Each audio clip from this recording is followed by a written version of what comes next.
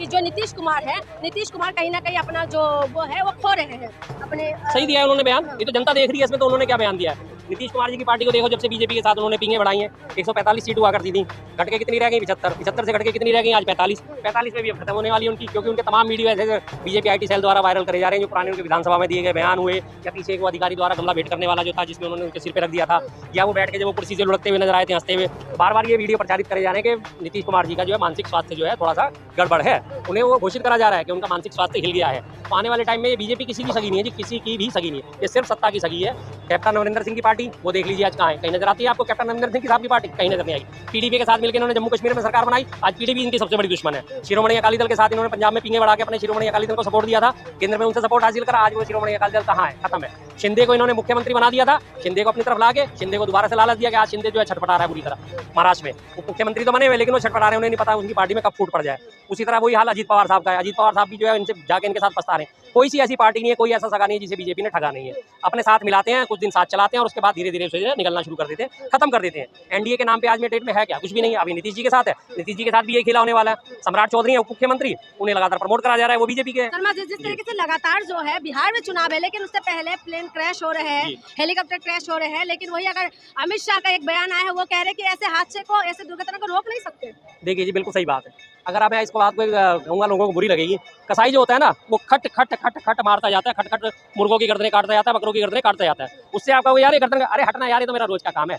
उसे कोई फर्क नहीं पड़ता कितने मुर्गे उसने दिन भर में काट दिए, कितने उसने बकरे दिन भर में काट दिए। तो इन लोगों के लिए तो लाशों की राजनीति करने वाले लोग हैं, गिद्ध हैं, राजनीतिक गिद्ध हैं। इन्हें कोई फर्क नहीं पड़ता कितने लोग मारे गए, उनके हिसाब से तो छोटी मोटी दुर्घटनाएं होती रहती हैं।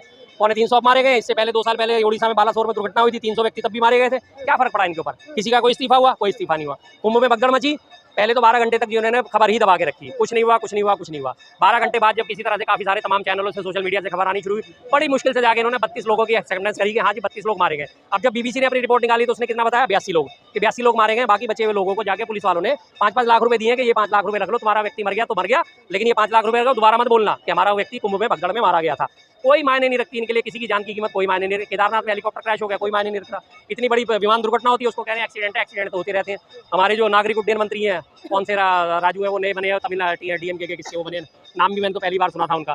वो जाके क्या कर रहे हैं, अपनी रील बनवा रहे, रील में म्यूजिक डाल के उन्होंने पोस्ट कर दिया, बात खत्म हो गई। रेल मंत्री है, वो मोटरसाइकिल पे पीछे बैठ के जाके एरिया का वो कर लेते हैं, सर्वे कर लेते हैं, वो अपनी रील बना के इंस्टाग्राम पे, फेसबुक पे, व्हाट्सएप पे डाल देते हैं, उनका काम पूरा हो गया। किसी की कोई जवाबदेही नहीं, अभी तक किसी अधिकारी को सस्पेंड नहीं करा, कोई नागरिक उड्डयन मंत्रालय की तरफ से कोई आधिकारिक बयान नहीं है, कुछ नहीं है। हो गया 2 दिन की बात है, फिर 2-4 दिन बाद फिर लोग भूल जाएंगे। इन्हें पता है ना कि लोग भूलते बहुत जल्दी हैं। तो ये सारे जितना भी मुद्दा है, ये क्या बिहार चुनाव में प्रभाव पड़ेंगे? ये सिंदूर जो इन्होंने किया था, उसमें बिहार चुनाव फिर से एक बार जीत जाएंगे? वहाँ पे तो बिहार चुनाव के लिए तो इन्होंने ऑपरेशन सिंदूर ही चलाना है। इन्होंने बार-बार वही करना है कि हमने ऑपरेशन सिंदूर में ये करा, वो करा। तमाम दुनिया ने देखा है कि करा क्या। 13वीं बार ट्रंप ने आके बोला कि मैंने इनका सीज फायर करवाया है। इन लोगों से एक बार भी खंडन करने की हिम्मत नहीं होती कि नहीं ट्रंप झूठ बोल रहा है, ट्रंप ने नहीं बोला। उसने बार-बार बोला कि मैंने व्यापार की वजह से, मैंने व्यापार का हवाला देके इनका सीज फायर करवाया है। और बार-बार कांग्रेस को दोष देते हैं, आपने 65 में क्यों नहीं जीता, आपने 71 में क्यों नहीं जीता। अरे भैया ठीक है, उन्होंने नहीं जीता तो अब तो तुम हो, अब तुमने क्यों नहीं जीता? जब तुम जीत लोगे तब दूसरे पे उंगली उठाना ना, तब तुमने क्यों छोड़ दिया? इसीलिए लोकसभा इलेक्शन से पहले लगा अमित शाह जी के, राजनाथ सिंह जी के, मोदी जी के, सबके, योगी जी के, सबके बयान थे इस बार हमें चुनाव जिता दो, 6 महीने के अंदर पीओके हमारा होगा, 6 महीने के अंदर पीओके हमारा होगा। पिछली 9 जून को 1 साल हो गया सरकार बने हुए, कहाँ है पीओके? कैसे आया? और अब मौका मिला था वो भी इन्होंने गवा दिया घुटने टेक के। राजनीतिक नेतृत्व में, सेना ने नहीं, सेना पूरी तरह तैयार थी, मुस्तैद थी, लेकिन राजनीतिक नेतृत्व ने सरेंडर कर दिया, बात खत्म हो गई। उसके बाद छुट्टी, कौन सा पीओके? और राजनाथ सिंह साहब बयान क्या दे रहे हैं? पीओके के लोग स्वयं चल के हमारे पास आएंगे, वो स्वयं कहेंगे कि हम तुम में शामिल होना चाहते हैं। अब वो इंतजार करो 2 साल में, 4 साल में, 6 साल में, कब वहाँ से आवाज आएगी, कब वो शामिल होना चाहेंगे, तब तुम्हें शामिल। यानी तुमने साफ-साफ घुटने टेक दिए ना कि पीओके हम नहीं ला सकते। जब आप नहीं ला सकते तो पिछली सरकारों पे भी उंगली मत उठाओ। बिहार में क्या होंगे सर, क्या लग रहा है बिहार में? बिहार में जबरदस्त चेंज है इस बार, इंडिया गठबंधन के फेवर में अच्छी खासी लहर है।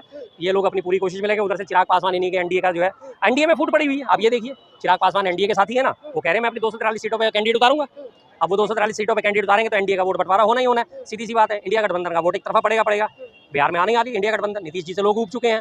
चिराग पासवान से जो है वो बार-बार कभी इधर, कभी वो कहते हैं मैं मोदी का हनुमान जी हूँ, कभी वो कहते हैं कि मैं अपने सारे कैंडिडेट उतारूंगा। भाई एक बार डिसाइड तो कर लो, आप हनुमान जी हो तो फिर अपने राम के ध्यान रखो ना। फिर क्यों मैं हनुमान करके देशद्रोह वाला काम करे, विभीषण वाला काम क्यों कर रहे हो? फिर नहीं करो, लेकिन वो करेंगे। लेकिन शर्मा जी वही उम्मीद किए थे कि इंडिया गठबंधन यहाँ पर भी जीत जाएंगे, कांग्रेस जीत जाएंगे, हरियाणा, दिल्ली जीत जाएंगे, आम आदमी पार्टी, लेकिन पूरी तरीके से बीजेपी ने पूरी तरीके से जीत गए। तो क्या बिहार में भी ऐसा कुछ होने वाले है? देखिए बिहार में सबसे बड़ी एक चीज का ध्यान रखना पड़ेगा, यही जो वोटिंग में जो गड़बड़ हुई थी, जैसी महाराष्ट्र में हुई थी, जिसके लिए राहुल गांधी जी ने भी बात भी उठाई थी पीछे, बहुत बड़ा लेख लिखा था और चुनाव आयोग से सवाल जवाब मांगे गए थे कि आखिरी मोमेंट पे कैसे इतने सारे वोटर बढ़ गए, उनके सवाल जवाब अभी तक चुनाव आयोग ने दिए नहीं कि वोटर लिस्ट में कैसे इजाफा हुआ। अचानक से एक साथ विधानसभा और लोकसभा चुनाव के फौरन बीच में 4-5 महीने का गैप रहा और 4-5 महीने के गैप के अंदर ही 76 लाख वोटर कैसे बढ़ गए, उसका कोई जवाब नहीं मिल रहा। तो वही खेल अगर इन्होंने अपने तंत्र को हाथ में लेके और वही खेलना चलना शुरू करा तो फिर तो एनडीए आ ही जाएगा। लेकिन अगर संवैधानिक तरीके से चुनी हुई सरकार के लिए चुनने के लिए निष्पक्ष चुनाव हो गए तो एनडीए आपको दूर दूर तक देखने को नहीं मिलेगा। एक वीडियो वायरल हो रहा है लगातार लालू प्रसाद यादव का कि पैरों में भीमराव अंबेडकर की फोटो है। जी, जी। क्या उनकी सभी बिगाड़ने की कोशिश है, सच्चाई है? नहीं, देखिए ये वो चीज़ गलत है। उनका जन्मदिन था, उस जन्मदिन पे काफ़ी सारे लोग आए हैं, उन्होंने उनको गिफ्ट दिए, कुछ लोग फूल लेके आए, कुछ लोग और वो बैठे हुए थे। जो वो व्यक्ति फोटो लेके आया, जहाँ तक मेरी जानकारी है, ये पूरी तरह भी खुल के सामने नहीं आया कि क्या वो एडिटेड फोटो है या ये वास्तव में हुआ है। लेकिन जिस हिसाब से उससे पहले की मैंने तमाम वीडियो देखी, वो लगातार लोग उनके लिए गिफ्ट लेके आ रहे थे और उनके वहाँ रख के वो अपने फोटो खिंचवा रहे थे। तो वो व्यक्ति अगर वो लेके आया और उसने वहाँ फोटो रखी तो ये उस व्यक्ति की गलती है। लालू जी आज 77 के हुए पड़े, किडनी उनकी ट्रांसप्लांट हुई पड़ी है, बीमार आदमी है, उनको नहीं पता कि वो क्या कर रहा है क्या नहीं कर रहा है, तो इसमें किसी की गलती नहीं। अब मैं यहाँ खड़ा हूँ, कोई आके मेरे एकदम से फटाफट नीचे पैरों के नीचे कुछ रख दे जो कि पूजनीय है हो और वो उसके बाद फोटो खिंचवा के सर्कुलेट कर दे तो फिर मेरी गलती थोड़ी है।